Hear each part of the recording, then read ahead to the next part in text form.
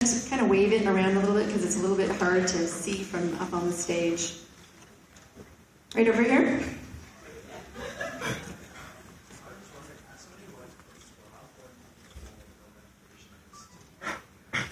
Okay, so the question is, how important do you think a formal film education is to being a filmmaker? Well, I think it really depends. I think I don't think you need a formal film education to make films, because I think everything that you can learn academically, you can learn just by reading a book or on the internet, and then you just sort of have to learn it by doing. The one good thing about a formal education is that it sort of puts you in a building with a bunch of other people who want to make films and gives you time to play around with them. So I think I didn't get a lot out of the academic side of the formal education, but I met all the people I made my short films with, and Kevin, who ended up introducing me to Neve, and so that stuff's important, but if you already have people who will make films with you, it's not important at all.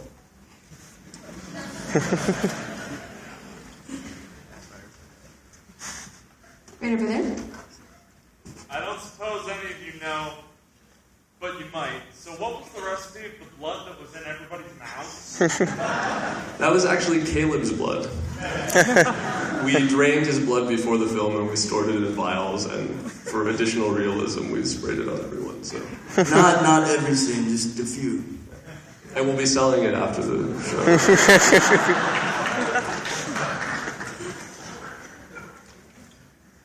Right over there. Did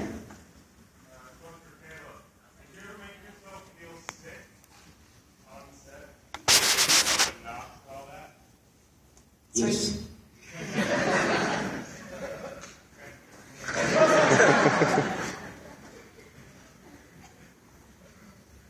Right over there. This is for Brandon. What surprised you the most about the critical reception to the film at the world premiere? Like, since this was your debut, like, were there elements of the film that you thought people misunderstood or missed, or were you happy with the reaction? I don't know. We got a wide variety of reactions, and some of them made a lot of sense, and some of them seemed really insane. So, I don't know. Is that what you were looking for? I guess. I mean, I guess it's good to get extreme reactions from people to a point, but I didn't really know what to expect, so I wasn't surprised that way. Right over here. Yeah, I have a question for Caleb. After seeing all that, do I get a drink later? Yeah, that's all right. I could use one. Right over here.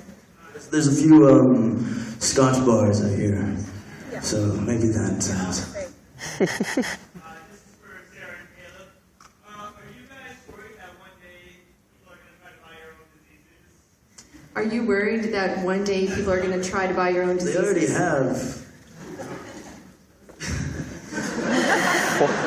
It's generally not a concern of mine.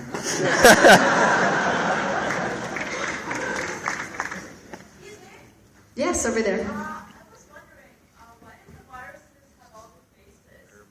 That totally explains the disease. Okay, so she's wondering about the faces on all the viruses. Well, it's a bit of a weird technology, I guess. The idea that the face gives you information, and so it's a different type of graphic user interface. But really, I went with that, even though it's confusing, because I liked the idea that the viruses also had faces, and so there was this kind of, you had the celebrity faces and then these deformed disease faces, and I sort of like how that played against each other. That makes sense. Over there.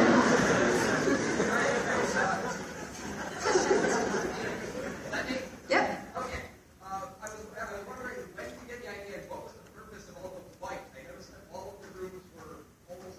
Have you read a review? An interview, because I think every interview asks those questions. So I'll just repeat the question so everyone can hear it. Yeah, I'm going to repeat myself a bit. Wait, what was the question again? The white.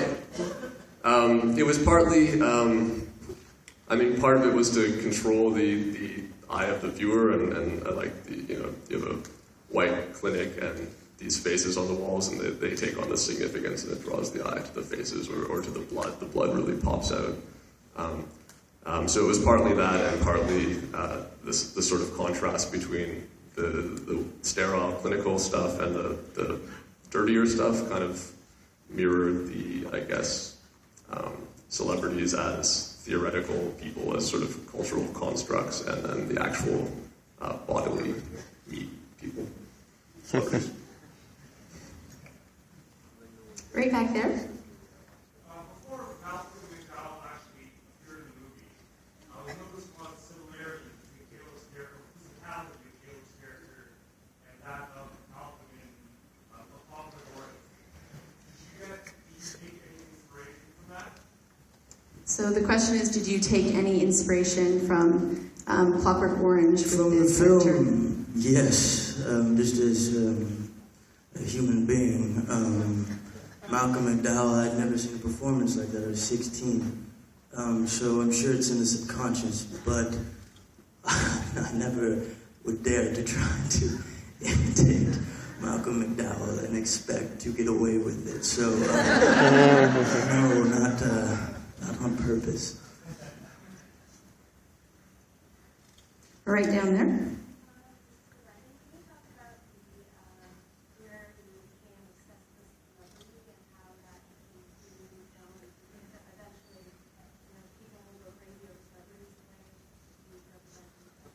Well, I wouldn't say I'm crazy about celebrities. He's really obsessed with me. Yeah. Who is it? We'll talk later. I've got the keys to the fan club. Whatever that means.